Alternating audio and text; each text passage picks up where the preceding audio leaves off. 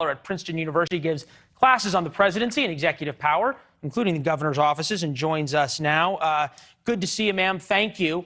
What do you make of Beto O'Rourke floating this idea of running for governor at the same time you have these massive problems on the Texas border and the president MIA and Abbott cracking down? I mean, that's a tough one for Democrats in a Republican-leaning state. Yes, the demographics are changing, but it's still a reliably Republican state. I would pay attention to someone like Matthew McConaughey, even, who in the same poll that I checked out has 35% support, which is more than Beto O'Rourke and sitting senators and the sitting governor, which is really of interest to me, but let's watch it closely.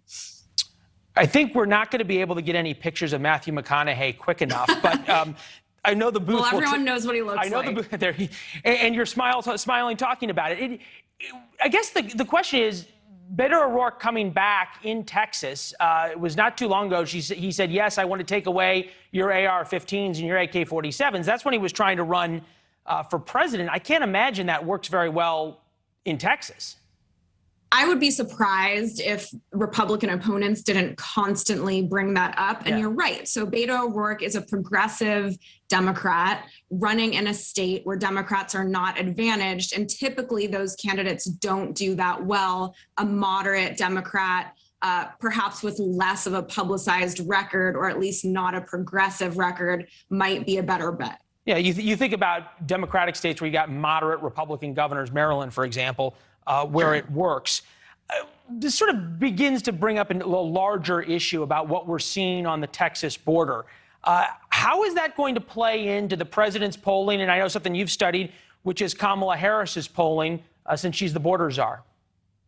Well, to put that poll in context that we just talked about, Biden and Harris are down among all groups, not just Hispanic voters. And so I think it would be a mistake for Republicans to look at this and say, wow, look, that 8 percentage point gain that Trump made that was historic in 2020 is here to stay. And Democrats would be making a huge strategic error to just assume that as issues change and we get closer to the next election, Hispanics will come back into the fold. No one can really make those assumptions right now. And finally, when this poll was taken earlier in the month, if anything, Afghanistan and Delta and the economy were more salient issues than even immigration. And so it's possible these numbers get worse rather than better. As we like to say here, two things can be true at once, and you point that out in terms of what Republicans and Democrats need to be worried about. You kind of wonder if this immigration issue goes away. We know the White House is hoping it does, so they don't have to keep dealing with questions like this. Take a listen. Where's the vice president on any of this? Isn't she supposed to be addressing the root causes of migration? Absolutely, and she has been addressing the root causes of migration by working with countries in the region to ensure they have the assistance they need to reduce the number of people who are coming and trying to make those journeys across the border. We've actually seen some reductions in some of those numbers. That doesn't change the fact that this is a very challenging situation in Del Rio. We're working to implement our policies, and we're working to ensure we are also addressing root causes. Noteworthy, she also hasn't been to the border yet. Do people hold the president and the vice president accountable for what's happening, or whether they show up to see it firsthand and deal with it?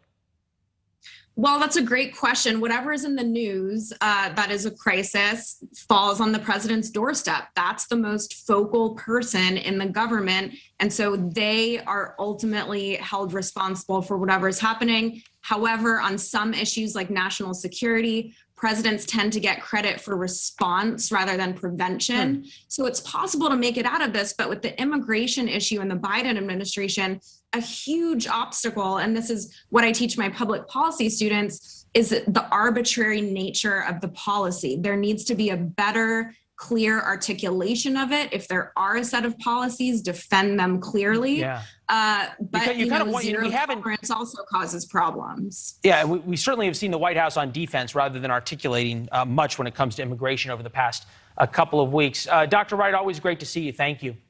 Thanks, Leland. All right.